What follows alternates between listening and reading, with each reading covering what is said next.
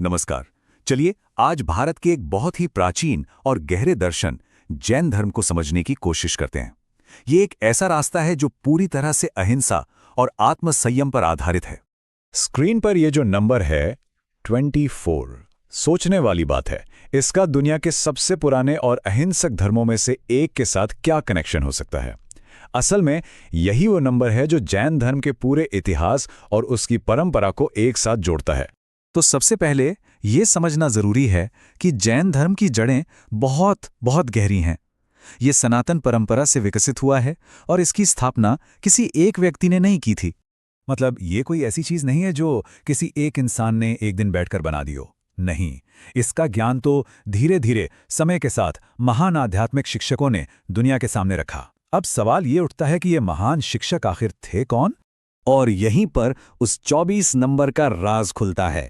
इन आध्यात्मिक मार्गदर्शकों को तीर्थंकर कहा जाता है और जैन परंपरा में कुल 24 तीर्थंकर हुए हैं। तो तीर्थंकर होते कौन हैं? ये वो महान आत्माएं हैं जो हमें मोक्ष यानी जन्म और मृत्यु के चक्र से आज़ादी का रास्ता दिखाती हैं। एक बात साफ समझ लेनी चाहिए, ये भगवान नहीं हैं, ये पथ प्रदर्शक हैं, एक तरह के गाइड।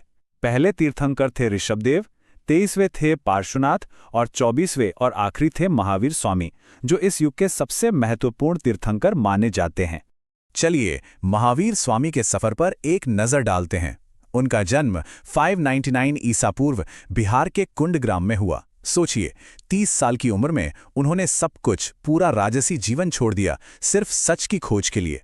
और ये खोज आसान नहीं थी। पूरे 12 साल की कठोर तपस्या के बाद उन्हें केवल ज्ञान यानी संपूर्ण ज्ञान मिला और आखिर में 72 साल की उम्र में पावापुरी में उन्होंने निर्वाण प्राप्त किया। तो फिर इन तीर्थंकरों ने मोक्ष के लिए आखिर रास्ता क्या दिखाया?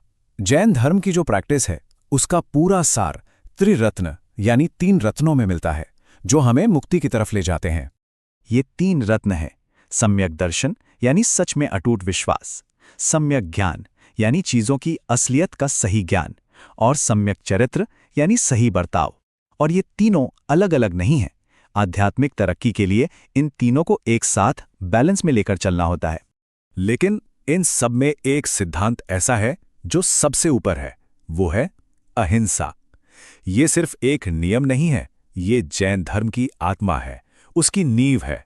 और इसका मतलब सिर्फ शारीरिक हिंसा न करना नहीं है, बल्कि मन से, बातों से और काम से किसी भी जीव को दुख न पहुंचाना। और इसी सही चरित्र को इन 5 महाव्रतों के जरिए प्रैक्टिस किया जाता है। पहला, अहिंसा, किसी को तकलीफ न देना। फिर सत्य, हमेशा सच बोलना। अस्तेय, चोरी न करना। ब्रह्मचर्य, आत्मसंयम यानी सेल्फ कंट्रोल। और अपरिग्रह, जरूरत से ज्यादा इकट्ठा न करना।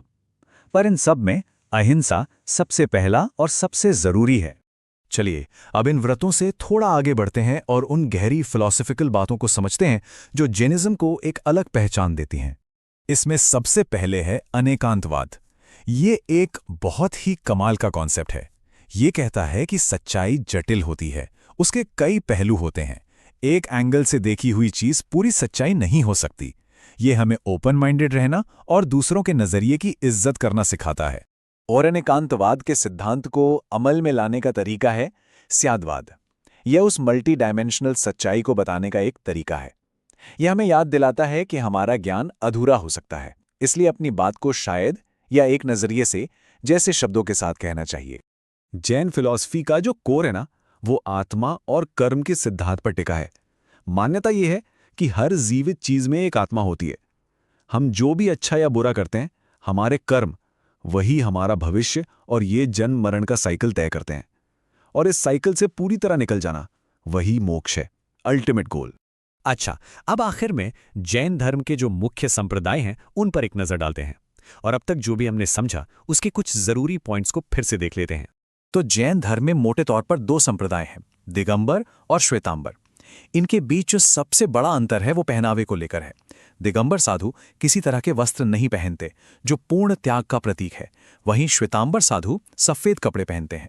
एक और बड़ा फर्क है इनकी मान्यताओं में कि क्या महिलाएं मोक्ष प्राप्त कर सकती हैं या नहीं। भारत में जैन धर्म से जुड़े कई पवित्र स्थल हैं, जैसे बिहार का पावापुरी, ये वही जगह है जहां महावीर स्वामी ने निर्वाण प्राप्त किया। फिर कर्नाटक में श्रवणबेलगोला, जहां गोमतेश्वर की वो विशाल मूर्ति है। और राजस्थान का माउंट आबू अपने खूबसूरत दिलवाड़ा मंदिरों के लिए मशहूर है। तो इस पूरी चर्चा से कुछ अहम बातें जो याद रखनी है वो क्या है? पहली, जैन धर्म ये नहीं मानता कि ईश्वर ने दुनिया बनाई है। दूसरी, ये आत्मा और कर्म के सिद्धांतों पर आधारित है। तीसरी, ये कठोर तपस्या और सेल्फ कंट्रोल पर बहुत जोर देता है। चौथी, शाकाहार इसके मूल में है। और पांचवी, ये दुनिया के सबसे अहिंसक धर्मों में से एक माना जाता है।